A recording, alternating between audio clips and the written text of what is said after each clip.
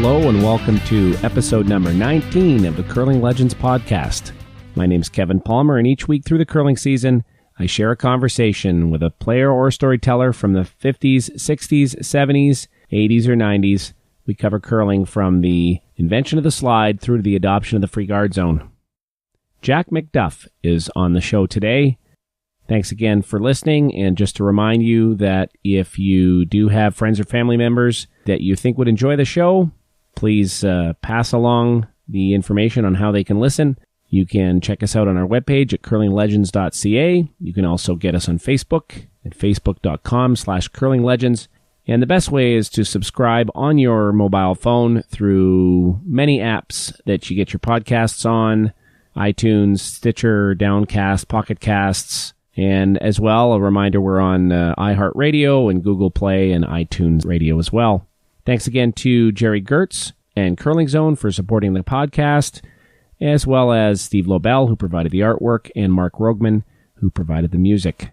As of this recording, the Tim Hortons Brier is underway in St. John's, Newfoundland. Only the second time that the Brier has been hosted in Newfoundland and Labrador, the first being in 1972. And in that 1972 McDonald's Brier, the representative from Newfoundland was Fred Durant, the skip, and at third, he had a young Jack MacDuff. Jack was originally from Lunenburg, Nova Scotia, but Fred had actually recruited him to a university in Newfoundland in order to be part of his curling team. Jack would then later play with Bob Cole, and then in 1975, he would form his own rink as a skip, joined by Toby McDonald at third, Doug Hudson at second, and Ken Templeton at lead. They would win the provincial playdowns that year, the Tankard Consols, and travel to the Brier being held in Regina. In heading to Regina, their initial goal was just to beat the record for most wins at a Brier by Newfoundland and Labrador, which at the time was 4. But in fact, they not only surpassed that, they surprised all the curling fans and perhaps even themselves by winning the Brier. Still the only Brier win by Newfoundland, although Brad Gushu continues to knock on the door. Jack will share his early development in the game, growing up in Nova Scotia, his time in Newfoundland, and we'll go through that Brier 1976 in great detail. We'll talk about his battles with MS and the work he does in fundraising. At the time we spoke, he was unsure if he'd be able to attend the Brier, and thankfully he was able to make the trip and was part of the opening ceremonies in St. John's. I really enjoyed our talk, and I'm sure you will also. Here is my conversation with Jack MacDuff.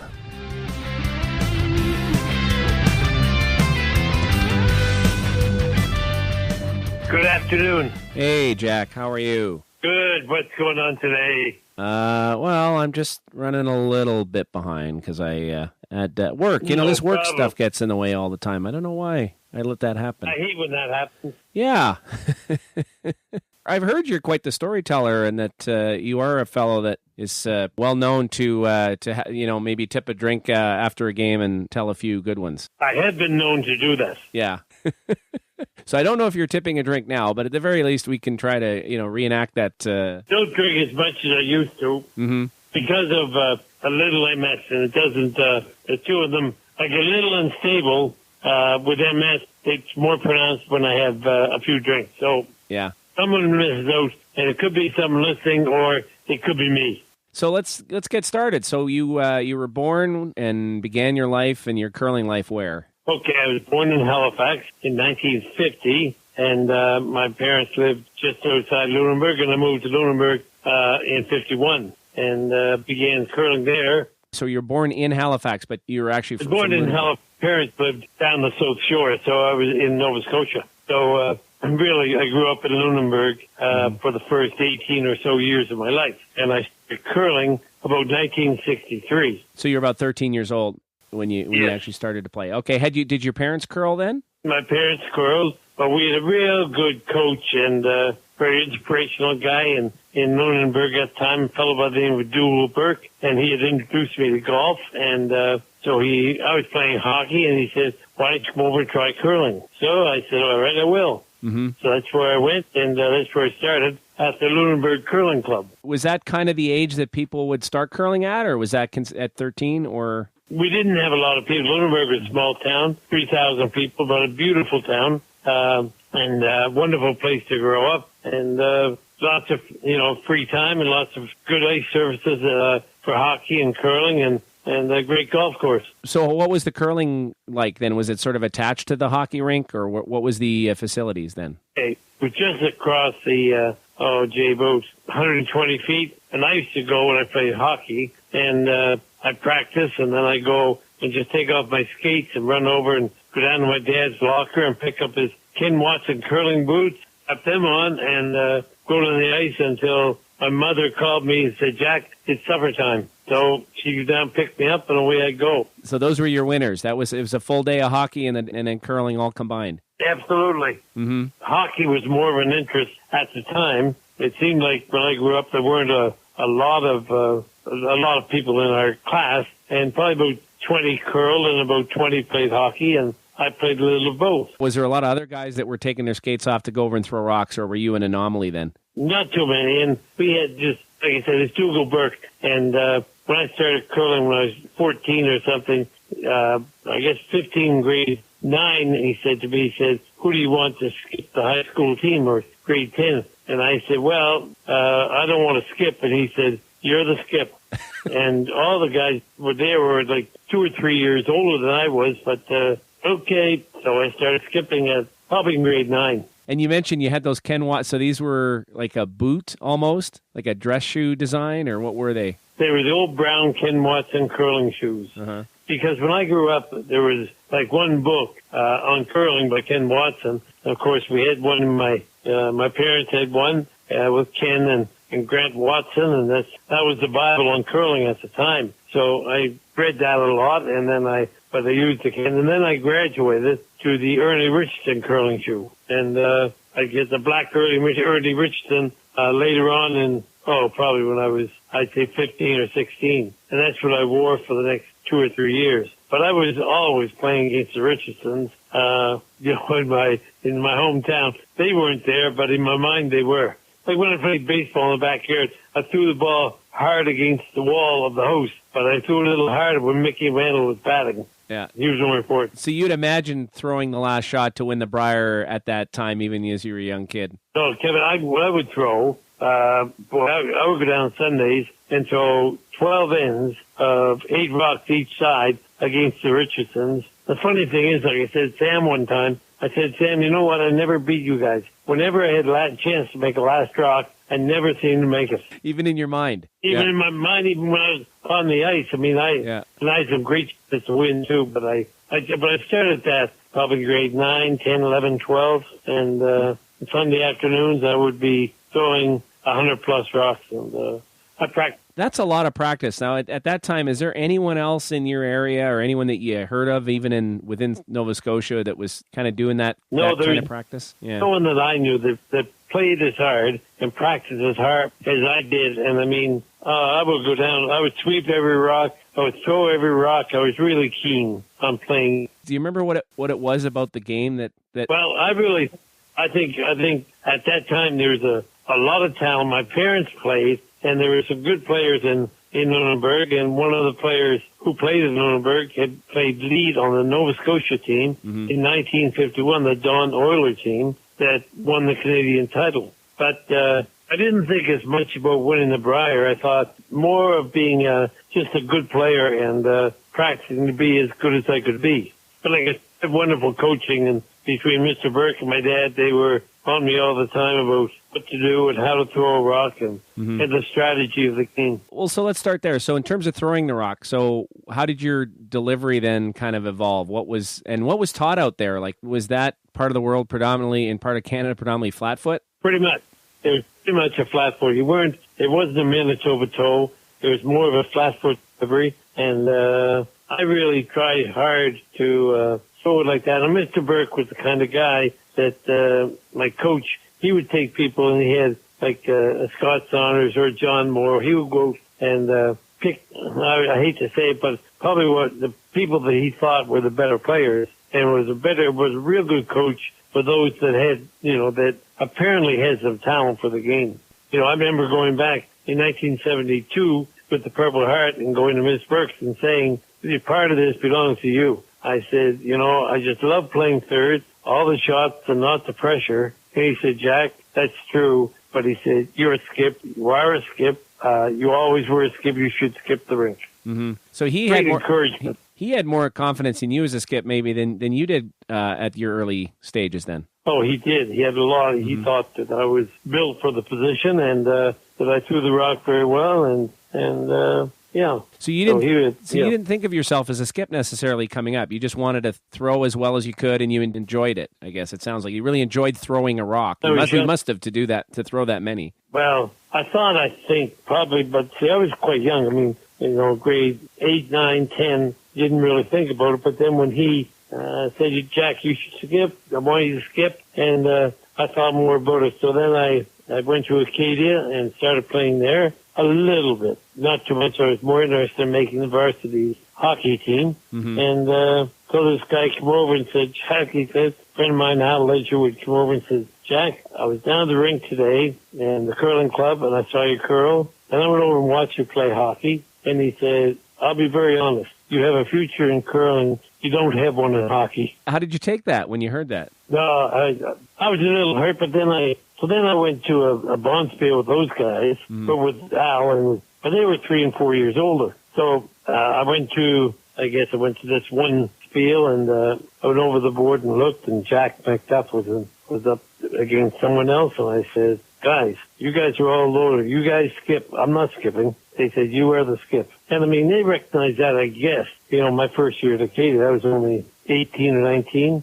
So we went and played, and we beat some good teams. We beat Hap Maybe from New Brunswick, and a good team from PEI with Bobby Dillon, George Dillon, and there's some good players there with Brier experience. So I guess that was sort of a start to get in a little bit, at Acadia. And then so we won the intercollegiate one year, and the next year we didn't do as well, but then met a guy from Newfoundland who encouraged me to go over there and play. Before we get to Newfoundland, I want to understand then, so did you have kind of some exposure through the schoolboys playdowns? Is that what you were talking about? Like, were you probably attempt that? And like, what was that like at the time in terms of playing down through your high school? Like you mentioned that you had your high school team. What was kind of the process at the time to try to compete to go to a nationals? And we had a pretty good team, but the closest I ever got was runner-up in high school. We had, the other guy was on the first line hockey of the hockey team with me, and he and I went over and played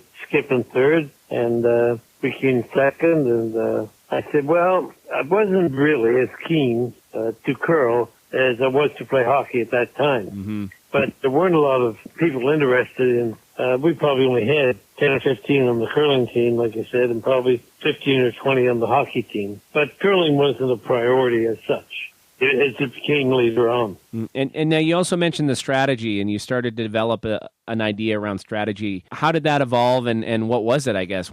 How did you approach the game, especially it sounds like you're a bit of a reluctant skip, so I'm interested to know how you would call a game, especially when you had guys that were a few years older than you throwing for you. How did you approach it? The important thing, I think, unquestionably, was my dad really liked the game, and my coach really liked the game. And then no matter where I played or what I played in, I would go over to the curling, off the ice, and we'd go up to the chalkboard, and I would get a grilling as to why and how I played the game, and why I played the end I played, and what I should have done if it was, So strategy was quite important from an early age. And Jack, you're a good player. Make the game as easy as you can for yourself. So, I had good strategy. Back then, the strategy was like, go to the Ken Watson book, and it was like, if you have last rock, you put them on the sides. And this was before the corner guard, pretty much. Mm-hmm. And if you don't have last rock, you put a rock in front and try to get one around it. So it was a basic strategy back then. But as the game went on, I guess, and I learned to play, in certain situations, it would be like, Jack, why did you do this? You should have done this.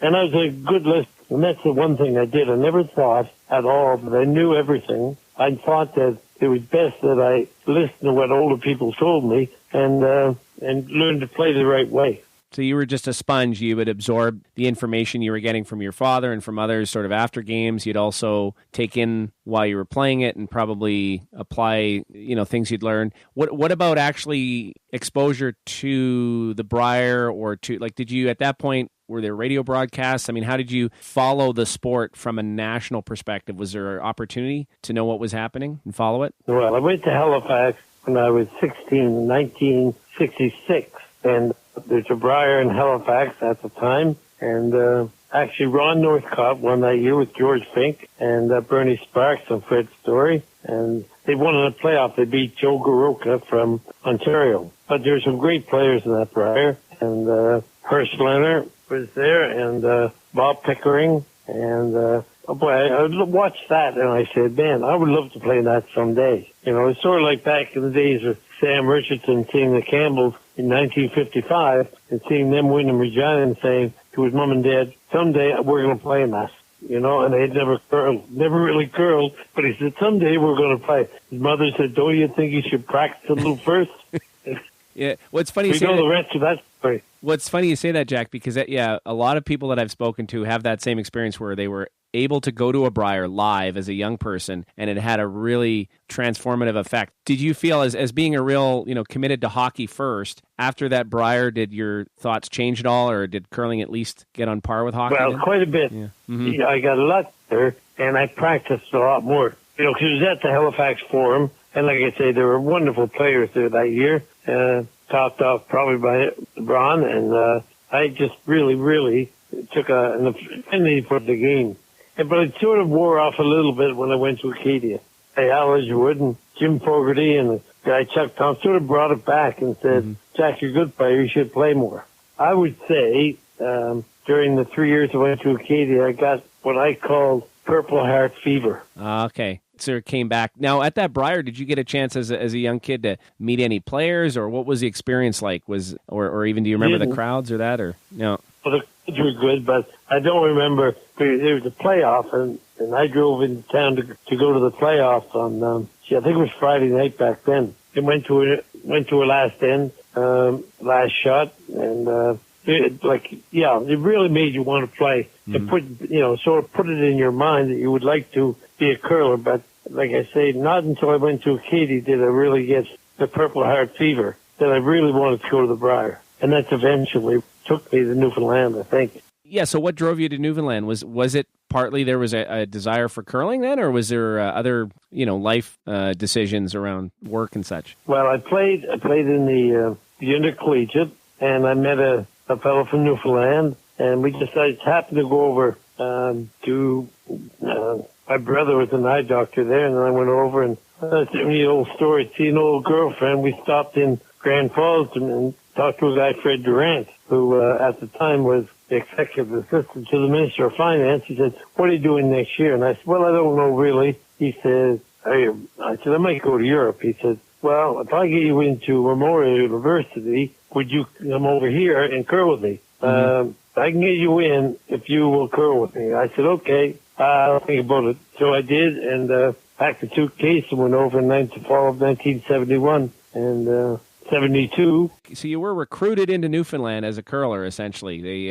Somebody had an eye for your talent and said, "We'd like to bring you over." That was part of it, then, clearly. Yep, basically that's what it was. Mm-hmm. And I went over and I just started playing with him, and wow, that was 1971 in the fall, and 71 came around, and we were playing pretty well, and well enough to win the province in 72. That was Fred that recruited you to come over, right, at the time? Yeah, and so he was the skip of that squad. Played with a guy, Carl Strong, who was Heather and Laura's brother, and so we had a good team. We really wanted to break the Newfoundland record, but I think we missed one last shot. We would have had the 4 wins we needed, but we got 3, and it wasn't quite enough, but I wanted to go back. Now, how old were you at that time then on that team related to the rest of the guys? I was born in 50, and I would say the other guy, Carl, the lead, he was the same age. Fred was probably a couple of years older, and Bob was probably a year older. Okay, so these were guys around the same age group. And the other question I wanted to ask then, like at that time, what was the connection to the different maritime provinces in terms of curling? Was there a bit of a camaraderie,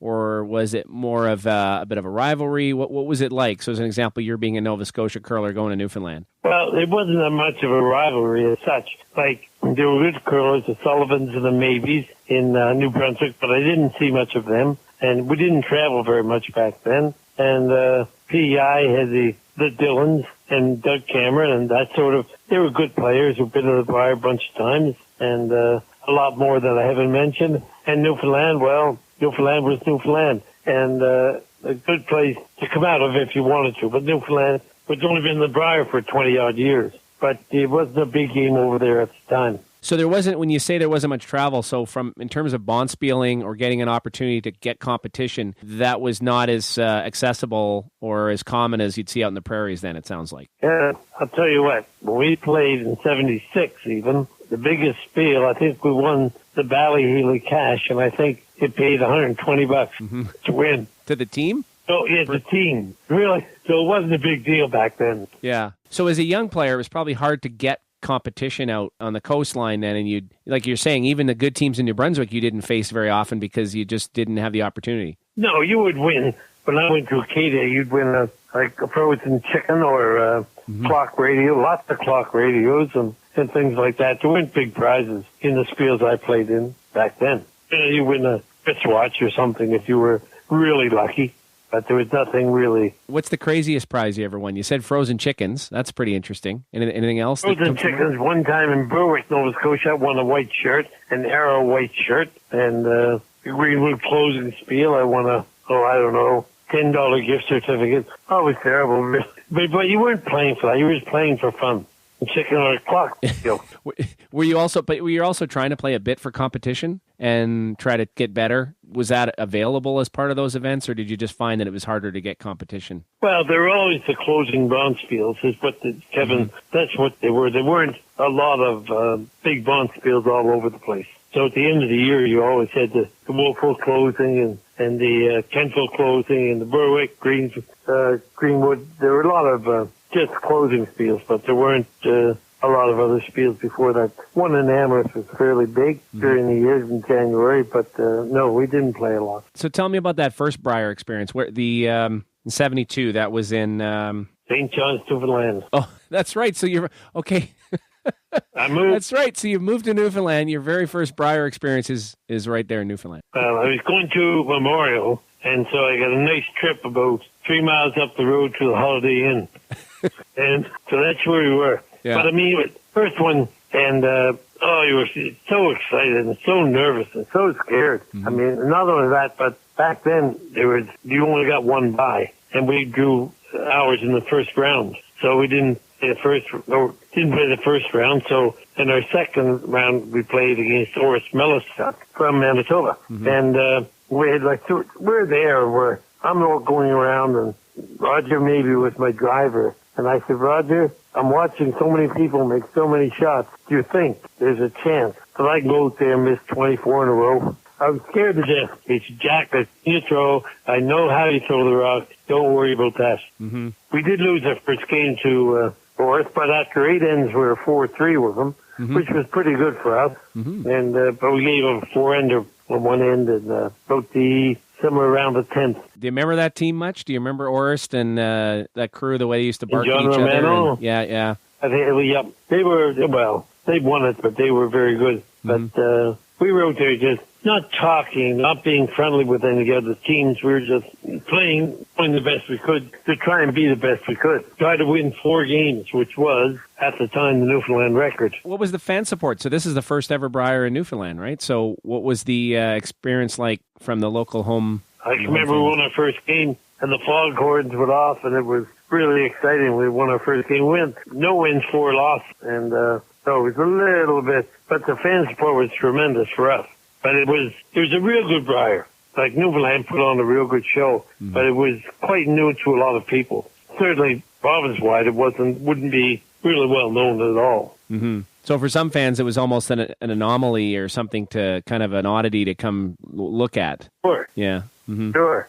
Now, the next year, I played with a fellow that you may have heard of, a guy by the name of Bob Cole. Mm-hmm. Well, why did you switch teams? So what happened with the team after 72 then with... Bob was on me to play with him, and I got a little bit upset with Fred in particular, and I thought I meant a lot more to the team than he did. He thought I did. In a way, my own mind maybe. So Bob put the pressure on to curl with him, and yeah, that's when I started curling with Bob. Fred wasn't disappointed in you in that because he was instrumental in bringing you over and helping you get in the program. Was that a conflict, or was everything okay there? A little bit. A little bit, but I don't know.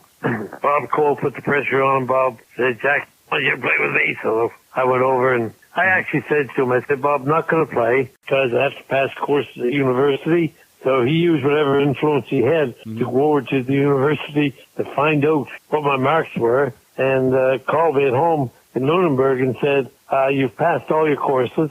Did you curl with me? If you did, will you play? And I said, I will. Wow. So January is over playing with him in the British, what used to be the British consul. That's pretty tenacious on Bob that he would go to that effort. He clearly...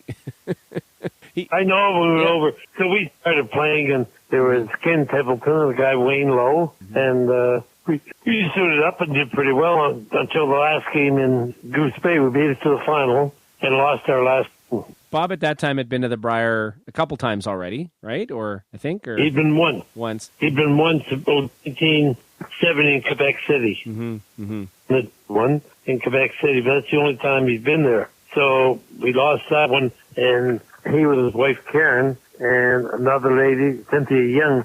We went to the mixed in Charlottetown that year, which I'll tell you was quite a mix. I mean, it was an incredible event, that was. As Bob and I were there. I think there were 35 Purple Hearts at that mix. There was Doug Cameron with 7 and Bill McGregor with 2 from PEI and Dick Boyce from Nova Scotia and Dr. Ed Stiles from New Brunswick. And from the west, you had Armstrong and Peckham. And you had Ron Anton, Warren Hansen. And, of course, first time I ever met Sam, he was there from Alberta, or from Saskatchewan. And then you had Barry Fry from Manitoba. Yeah, there were some, 7 or 10 world or Canadian champions, including Peggy Castleman and Gail Lee for the ladies.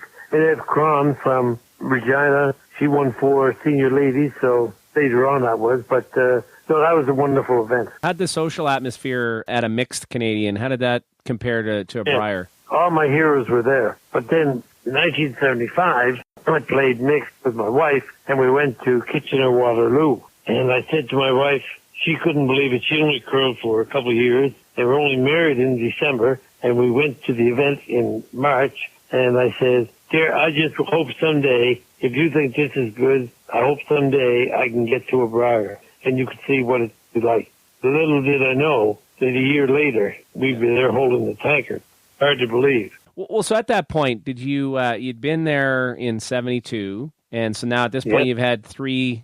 Now, were you still with Bob Cole at that point then, or had you bounced around a bit with teams? What was happening? I didn't play with Bob. 74, I was working air traffic, so I didn't play. And in 85, I started with Bob, but I had to get out because I had to try to finish up the air traffic control. And my boss sort of told me, Jack, it's one or the other. Either you curl or you become an air traffic controller. So I told Bob, I said, Bob, this is it. I'm finished. I'm an air traffic controller from now on. So I left Bob that year, and he went to the Brier in Fredericton. So at that point, did you think you were going to continue curling, or did you think your career path was going to make it harder and harder to get more of those Purple Hearts? I was in Newfoundland, and I checked out as an air traffic controller, and so I thought that I would really be able to give more time to curling. So as the year went on, and talking to a few people, they said, Jack, why don't you skip and why don't you just pick to get your own team? Mm-hmm. So Ken Templeton, who was my lead at the time, and we played together in 73, he said, Jack, I'll tell you what, I'll play with you. Will you skip or will you go back with Bob Cole? He said, because you're the best player and you're going to the Brier. And he said, I want to be with you. Mm-hmm. Okay, Ken, we'll go. It seems like in a lot of stages, other people seem to have more confidence in you than you did sometimes. Is that the case? Probably right. Yeah. I can remember sitting down with Henry Champ at 72 Brier, and it was late on Thursday night before we beat Alberta, and he says, Jack, I think there are a lot of people in the press box that think that you throw as good a rock as anyone here. Now, maybe they did have a little more confidence in me. And I remember going to even Regina. Sam Richardson, he said to me, took us to the Regina Curling Club to throw some rocks. And I remember looking out there saying, Sam, what's Ontario doing? They're throwing what I would call spinners, but increased revolution. And Sam looked at me and says, Jackie, I like the way you throw them. You throw them really well. Don't pay any attention to anyone else. Just do what you're doing. So I did. But there were a lot of people that had more confidence probably than I did. I never thought that I could make a draw, I could make a takeout. I never really looked at myself as being that much better than anyone else, you know. And I knew I could, but I wanted, you know, I don't know.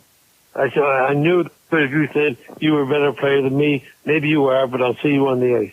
I never went over like, I'm going to beat the heck out of you, and I'm the best player. No, I'll just play hard on the ice. Yeah. And we'll see where you go. So in 75, 76, was that the first year that you skipped in Newfoundland then? That season, that when you formed that team? Okay. I skipped high school and Acadia University, but I never skipped, in Newfoundland. So I went there in 71 too, and I played, like I say, with Fred and then with Bob, and then first year I skipped. But 76. Well, so tell me how that team gets formed then. So Ken Templeton, as you said, you'd played with Ken. He tells you, hey, let's form a team. I don't care where it is, but he gives you confidence that you can skip. How does Toby and Doug get into the equation? How did that? Well, Toby had just gotten back from UNB, finishing law, and Ken and I talked about getting Toby, and so we thought that we talked to Toby, and Toby was, I'll join you guys, and I had seen Doug Hudson play. And I said, told the guys, he's probably the best second in the province. And I'll call Doug and see if he wants to play. So he had always played with this one guy, Fred White. And I said, I'll tell you what, if you want to play, he said, I'll play with you, Jack, if you skip. If you're playing with Bob Cole, I won't. Okay. If you're skipping the team with Ken and Toby, I'll play with you. That's okay. That's our team. Now, Toby had been to the Brier at that point already? Right, he'd played with... No, Doug. No, he hadn't? Been there. Oh, Doug in 74. Ken had never been there, nor had Toby. I tell Ken all the time he is the best Newfoundland winning percentage ever in the Brier. Been there once, 9 wins, 2 losses. So there he is. Before we get to that Brier, tell me about the playdowns and what it took then to get to that Brier. So what was the structure of it? How did you guys have to... You played out in a club, and then what was the format? How did that path go for you? First, we had to play in the club. It wasn't like my buddy Sam Richardson. When they won in 59, he said, Jackie, there were like 250 teams the next year. We had to beat in the club. We only had about probably 15 or 20 in the club. To get out of the club, we needed 4 teams. And then you go to the zone, and you have 4 teams out of the zone. And then you have 4 teams out of each zone, which there were 4 in Newfoundland. So there's 16 teams in the provincial. So over we went to Stephenville to play the provincial. And we were playing fairly well, but not absolutely the best. But it seemed to all come around. When we went to Stephenville, we played very well and won 5 straight games out there. And so that gave us a bit of confidence. Were there any close calls there, Jack? Or not really. We were pretty much in control for the most part. I didn't have to make a last shot to win in the game, but I had to make a lot of shots, but not right down to the bitter end. So at that point, are you guys flying out to Regina, or was there because they didn't have the Brier train anymore? Although some people, that was gone. That was gone. But we did fly out. It was kind of neat because I went over to see a guy at Air Canada, Charlie Fowler. And I said, Charlie, how much are the flights to out there? And Frank O'Brien, the great guy from McDonald Tobacco, had sent us tickets, and somewhere around the value of $1,200 each. And over and Charlie said, Jack, if you fly out to Regina a day earlier, I can get you in for $750. Wow. But you got to stay 10 days. I said, okay, we'll do that. We called the guys. They were all for it, so we saved ourselves about $350, and away we went. Enough to pay for a while's tickets. So we were on the flight on the day before. I can remember one of the articles in the Regina Leader Post, MacDuff rink first in. Wow. First in. What a nice article. Yeah. I can expand on that by saying that when we made the draw, when I made the draw at the first banquet, we drew number one. So we were the first team in. We drew number one for the thing. I could see everybody else looking at the program thinking, okay, number one is Newfoundland. That's our bye. So anyway, when we went down that night, we went down in the lobby. I walked over, and we were at the top of the leaderboard because I had drawn number one. So it's Newfoundland, no wins, no losses. Number one. Everybody else, no wins, no losses. But we're at the top, and I said to Doug's wife, Lily, and I said, go downstairs and go over to the leaderboard and get a picture. She said, what for? I said, you'll see Newfoundland at the top of the leaderboard. You will probably never see that again. There we were. Yeah. Newfoundland, I have a picture. Newfoundland at the top of the leaderboard. No wins, no losses. You mentioned you'd met Sam back at the mixed in earlier. So had you got to know him a little bit at that mixed at all, or so you knew him when you came to Regina? Well, no, but I met him over there and we played, and but I never got to know him really well. But when we got off the plane in Regina, of course Sam walks right up, and he was our driver. It's funny because at the meeting, Harold Hoffman had the meeting for the team drivers, and he said, okay. So Sam stood right up at the start of the meeting and said, I know Bernie Sparks real well. I'll drive BC. Someone else stood up and said, screw you, Richardson. You've won enough. You get Newfoundland. So there we were. But Sam, oh my gosh.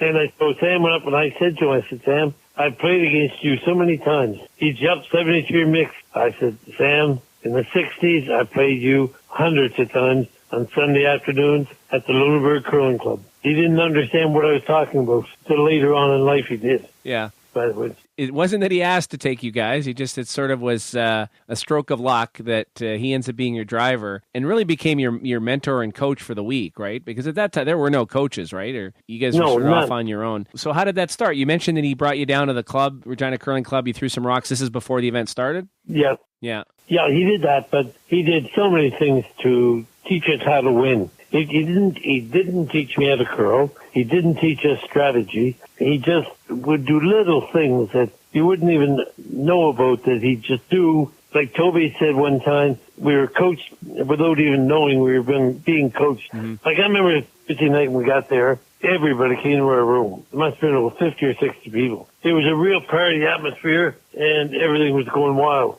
And drinking the screech and everything else. Friday night, same thing. On Saturday night, there was no one there. And I said to Sam, I said, did we do something wrong? Did we upset someone?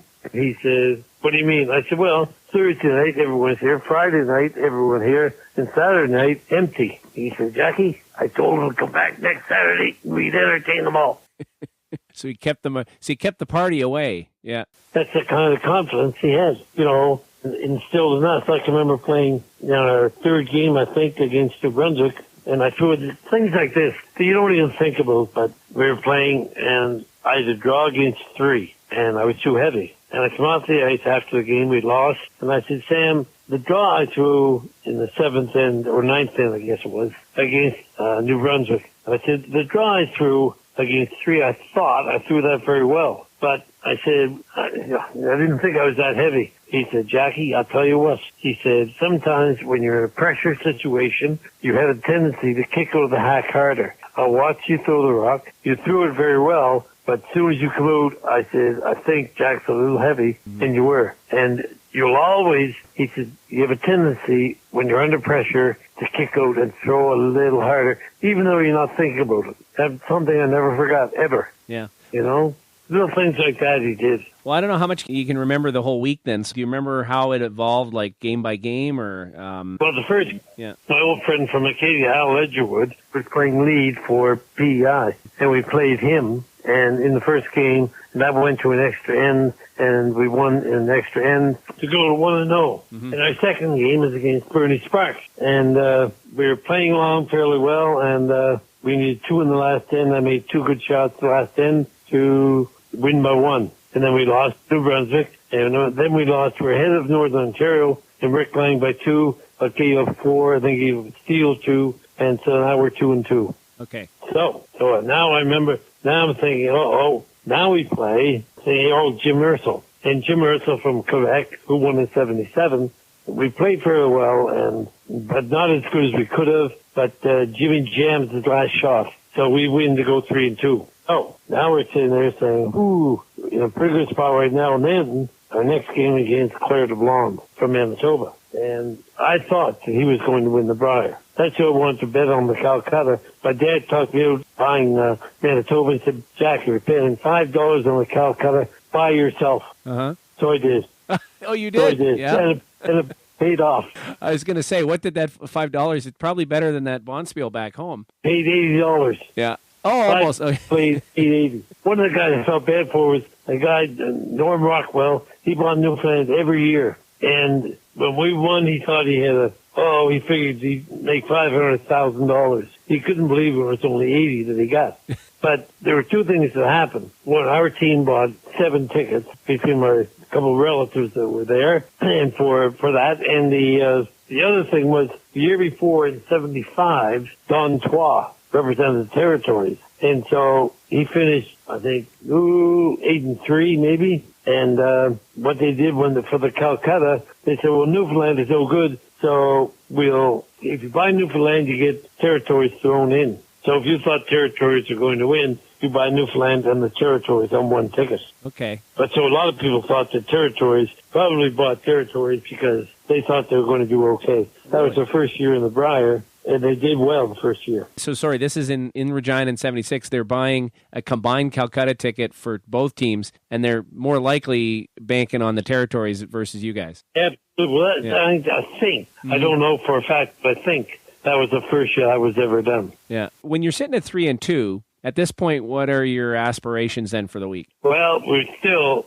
think we want to win 5 games. Besides said that we're the best team, I thought, ever out of Newfoundland. And the reason I thought that is that because Toby was a good athlete, Doug was a good athlete, Ken was a good athlete, I could play a few sports, and I thought we had not just curlers, I thought we had 4 guys who could play any sport. And so we probably were, and I said probably the best team ever to come out of Newfoundland up to that point. I felt a little nervous because there were a lot of people from Newfoundland, a lot of senior men curlers that were there that probably said, "Who does he think he is?" You know? But I thought we were. And the fact that we had played other sports and played them well, I said, I think we can win and be the best team ever. But I thought at that point, I said to there was big press back then, and I said, "I think I know who's going to win the Brier." "Who?" I said, "Not going to say." "Who's going to win, Jack? Who do you think?" "Nope, not saying." And it was really funny. I wouldn't say, but at that point I thought Manitoba was going to win the Brier. They were playing very well, and the Finkenbinders and the Blondes, they were really good. And they were Manitoba. And we're on our way to the rink for our next game. We're 3-2. We're playing Manitoba, and Sam, in one of his little remarks, looks over, and he says to me, "Jackie, I'll tell you what, if you don't beat Claire, you're going all the way." Oh, that was exactly what I thought. But he knew it too. If you don't beat Claire, he's going all the way. So we do. Oh, and we're 2 up coming home. We're 4 up west after 10 and 2 up with last after 11. So we win that game. And then we go out and beat Nova Scotia to win our 5th game. So we're 5-2. And Ken Templeton said, "Jack, let's not stop here." I said, "Okay." Is there a buzz going on at this point now with Newfoundland at 5-2? Oh, my Lord. And you're still on the top of the leaderboard where you had been at the beginning of the week, right? Well, we weren't quite. Okay. Alberta, Wayne Sokolowski was on top of the leaderboard. Okay? And so we have to play Alberta. And we're 5-2 and they're 6-2. So we're going to the rink, we're in the car. I said to Sam, "Sam, what was your record against Alberta in the Brier?" And of course Sam looks over, 7-0, Jackie boy, 7-0.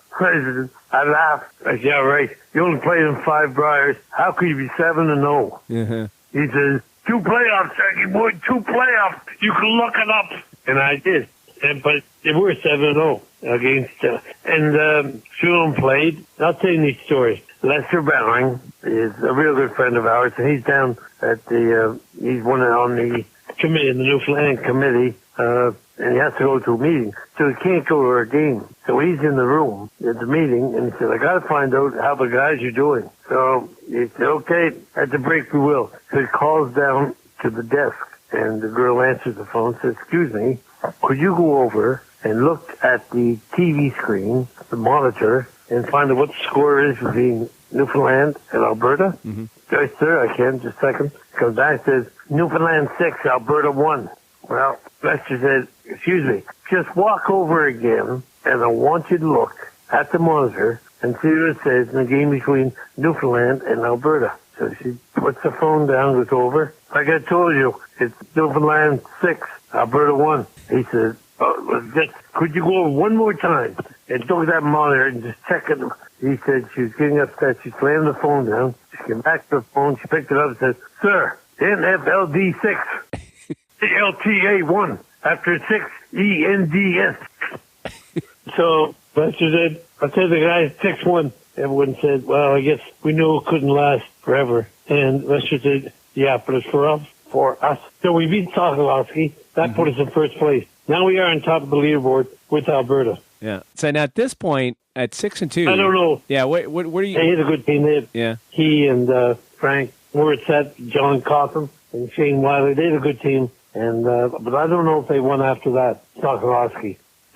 Now you're up there. You're at 6-2. There's only 3 games left. What's the buzz at the Brier then? And Regina, pretty good crowds, I imagine, right? This is quite an event. Biggest crowd ever for the Brier up to that point, 61,000. Mm-hmm. People were hanging from the rafters. I mean, the old stadium. It was just it was blocked, just blocked. I mean, you couldn't get a seat anywhere. Yeah. And as soon as we come through to practice, like you couldn't practice on the sheet that you were curling on. But you come on the ice and through the curtain to throw, and you get a standing ovation. You get in the hack for practice rock, win the 4-foot, everybody cheering wildly for us. Saskatchewan wasn't playing that well at Briers. Did the fans sort of latch onto you guys as the underdog story? I can imagine. Hard for them, but because they were way down, and there was that our 7th game was against Roger Anhold from Saskatchewan, and so Roger is there. And playing as hard as you can. I think we're tied 2-2 after 9. And they get 2 in the 11th. We're 2-2 after 10. They get 2 in the 11th. We get 2 in the 12th. And then he goes a little heavy with the draw in the extra end, and we win. So that puts us, I think, 4-3. And we're now in first place all alone. And we have to play the Territories and on Friday night. So we go out and play, and we were in a little bit of trouble in the first end, and I'm looking at, I think, 3. And I said, Toby, should we freeze? Try the double. And I tried the double, and I hit and rolled a bit, and he hit and rolled out, and there were 2 more rocks of theirs in there. I make a double, and he hits and rolls out. We blanked first end. And from then on, we just played really well, and went on to win, I think, 9-1 or something. And that was an important game. At that point, Manitoba was still in the hunt, right? It was a chance for a playoff, potentially. Yeah. They're there. We've got 2 losses. They got 3. So now is try to get to sleep Friday night. The next game is against Joe Goroka, who I'd seen in 1976 or 1966 lose out to Ron Northcross. Try to get to sleep. When you know you've got to win one more game, then you win the Brier. Oh, hard. Then you get a call from radio station in Stephenville, Newfoundland. Hi, Jack. How are you doing? Pretty good. Well, we're just over here. We're just wondering how you... I see what time it is, 4 o'clock in the morning for us. Yeah, but we're the morning show. We're just doing it to see how you're feeling before the big game. Well, I really didn't care much. But it was... All I said to the guys, I said, you know what, on the way to the rink, I said, guys, I'll tell you what. Or I said to them maybe before we left the room, we will never be, any one of us will ever be in this position again in our lives. Win one game and you win the Brier. You will never be in this position. Mm. We don't play Joe Goroka, and it worked out pretty well. Did Sam have any words for you on the way to the rink? Just the best I can remember him was after we won, and I'm there and I'm saying, Sam, are they going to ask me to speak? Now, I was the kind of guy that, say, if I was in the curling club and phone rang, I wouldn't pick it up and say, Sam Richardson, curling, line 2, Sam Richardson, phone line 3. And I was almost not nervous, but not as comfortable. So I said to Sam, Sam, what do so they want me to speak at this? At the present day, when they present the trophy, the tankard and all this? Yep. Geez. Sam, what am I going to say? Say whatever you want to say. Mm-hmm. What do you mean? Just say whatever you want to say. Sam, I said, just tell me how I'm going to start. Jackie, just start like this. Mr. Stewart, CCA delegates, all you curling fans. I said, okay. Mr. Stewart, CCA delegates, all you curling fans. And I went up, and when they presented me the trophy and I had to say a few words, that's exactly how I started. Mr. Stewart, CTA delegates, all you curling fans. And then I continued by saying, we've been treated royally all week long, and I'm expecting more of the same tonight. And the place went up. The place went up, I'm telling you. Just, oh, man. Yeah. So in the final game, there were probably a bit of butterflies and nerves, but there wasn't really any close calls against Ontario. No, not really. You know, it's funny. Like, during that week, it didn't matter what I had to throw or when I threw it. It didn't seem like there was any nervous pressure. Mm-hmm. Like, you were just so much in the zone that you could almost stand on your head and do a stout and spin and hit the 4-foot. I mean, it really didn't matter. You could do anything you wanted to, except to miss 2 shots, a no-turn hit against Northern Ontario and a draw against New Brunswick. It really cost us 2 games. Having said, at that point, our room was just completely filled with telegrams. There must have been 300 telegrams in the room. Rick Lang came down and said there wasn't a space on the wall that wasn't filled with telegrams. You couldn't see the wall at all. So the party that Sam had stopped the weekend before, you guys started up again that night. Oh, my God. People coming out of the woodwork. Unbelievable. Unbelievable. Mm-hmm. They were just everywhere. And the phone calls. And the more telegrams and more everything. And Dorothy White, the mayor from St. John's, called, Jack, Monday, we're going to have the biggest parade the island's ever seen. I remember getting ready for the parade, and I had a nice little powder blue with white interior fibers. I gave my mom and dad, and I said, you take this car, but go right to City Hall, because I don't expect there will be that many cars in the parade. Well, there's a car there, Goofy Newfies, my ass. I went down the Avalon Mall, and left the Avalon Mall in the parade, and there were 800 cars between there and City Hall. It was like something, I don't know, they were lined 6 deep. You'd think the Queen was coming or something. Unbelievable. Unbelievable. I mean, there are people all everywhere. That Saturday night in afterwards, so where did the party take place then? Was it... Well, there were parties Saturday night after we won, but I was so tired. Were you? Yeah. Man, I'm mentally tired, and I was just... one night, no, it was a lot of fun, but, you know, well, something you never thought would happen has just happened. What point did it sink in? From a team that you said, geez, we just want to try to win maybe 5 games or so, and... I'll tell you when it sunk in. I was at at CBC Classic, talking to Rod Hunter. And Rod, Jack, you have no idea what you won. You don't know what has happened as yet. And you won't for maybe a year or 2 or 4.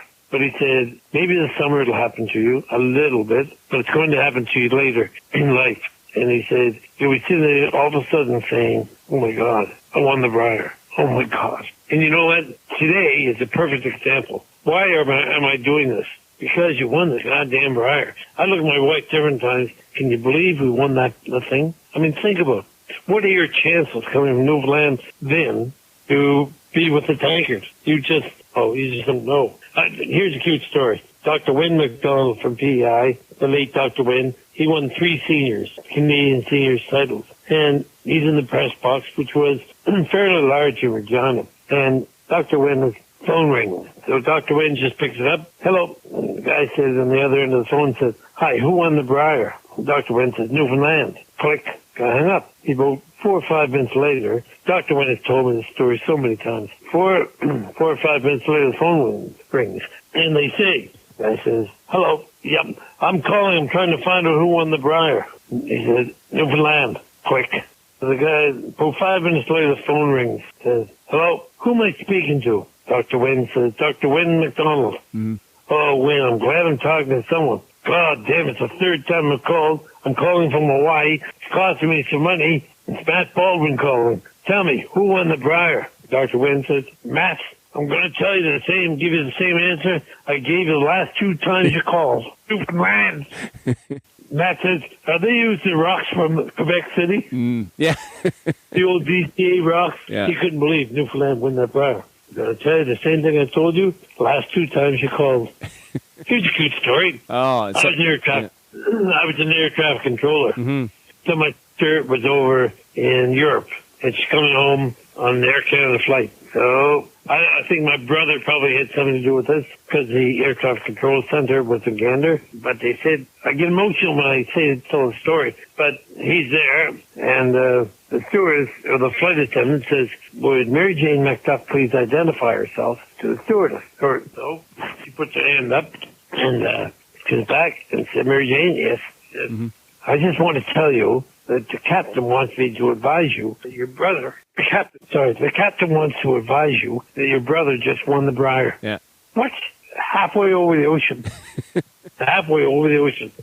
And, but it was, never supposed to happen. But the party in Newfoundland was unbelievable. The only problem was that the party went, like, going home Sunday, Monday, Tuesday, Wednesday, and Thursday. We left for the room. We really didn't have enough time. Because the Silver Broom is literally a week later. So you fly back from Regina to Newfoundland, there's a party for a week, and then you have to fly back to Minnesota, go back across the country again.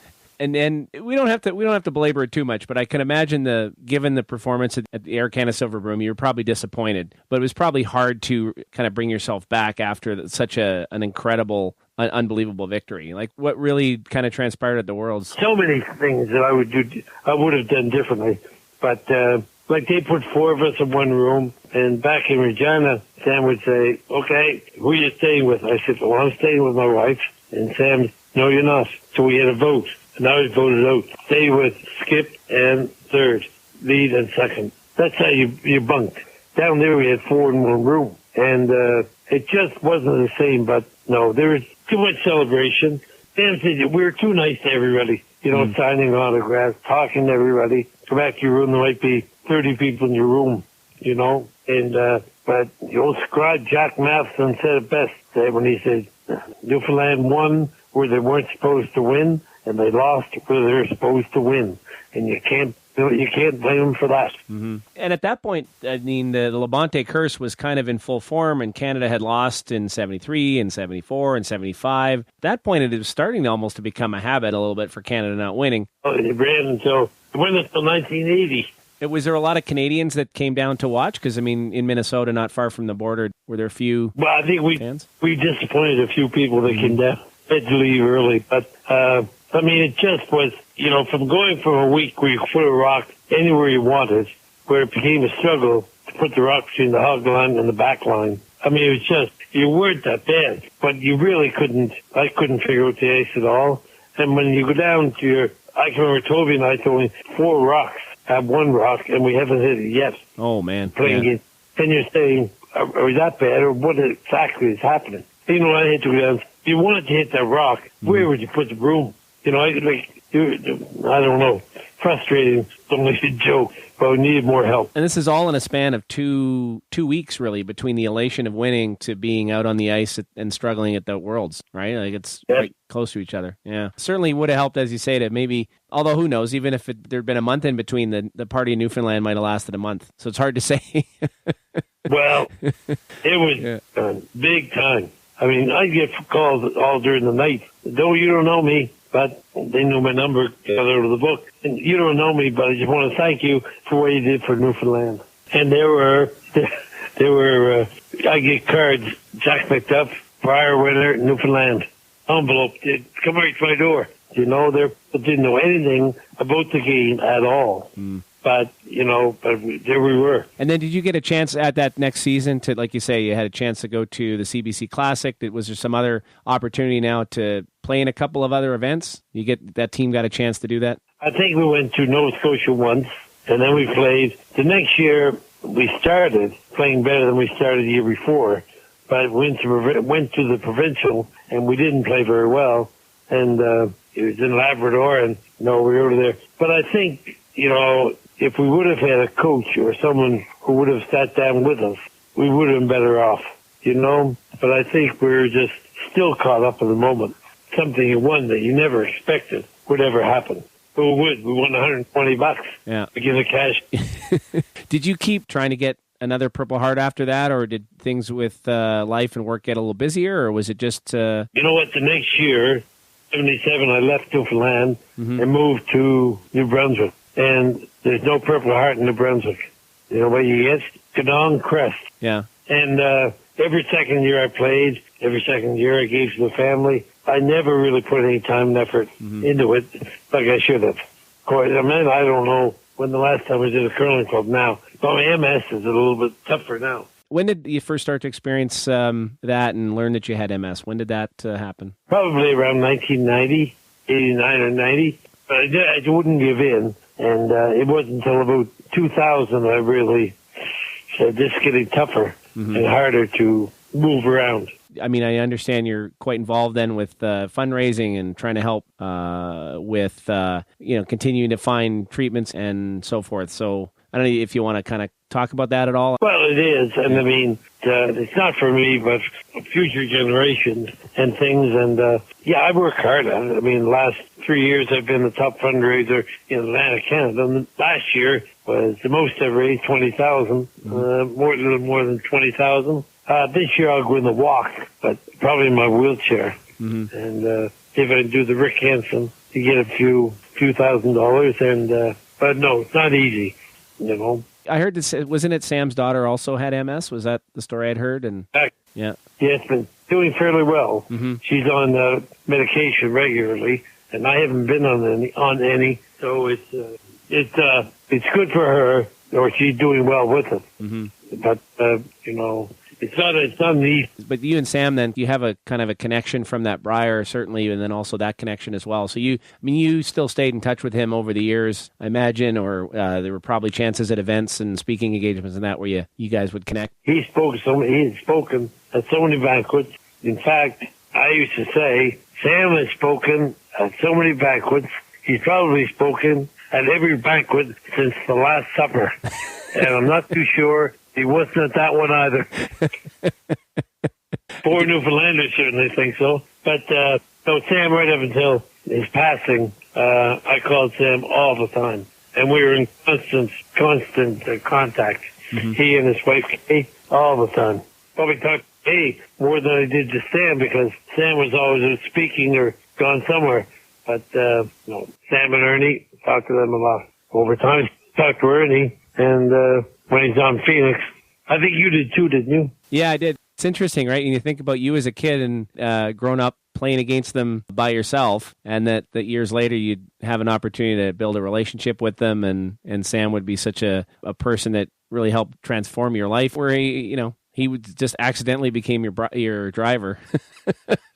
I know. It's interesting, eh? Yeah. Interesting. Yeah. It's incredible. Yeah, bigger and such a wonderful man, and he certainly looked after Sam as well as he possibly could right up to until the very end. Yeah. But a great player. But I used to play, give my best delivery. Here's Ron Northcott. Here's Merv Mann. I even tried Pee Wee Pickering, take my rock. Oh, as high off the ice as I could get it. Yeah. And I met Bob a few times. And we lost both Bob and Sam, Pickering and Sam, same year. Last year, I think, or 2 years ago. Anything else we kind of forgot to cover, or sorry here or there that you think you wanted to mention? No, it's pretty much the gist of it, and I really appreciate it. Great. Do you have any thoughts on? So, of course, the Brier's coming up right away here, and coming back to Newfoundland. So that and maybe something that's a long time coming, and I'm certain it's going to be quite an event. It's going to be the biggest party in Canada this year. So and maybe for years to come. What are your kind of thoughts on that? I think it will be. I think people there, I mean, it was 72, so you're thinking, how far back is that?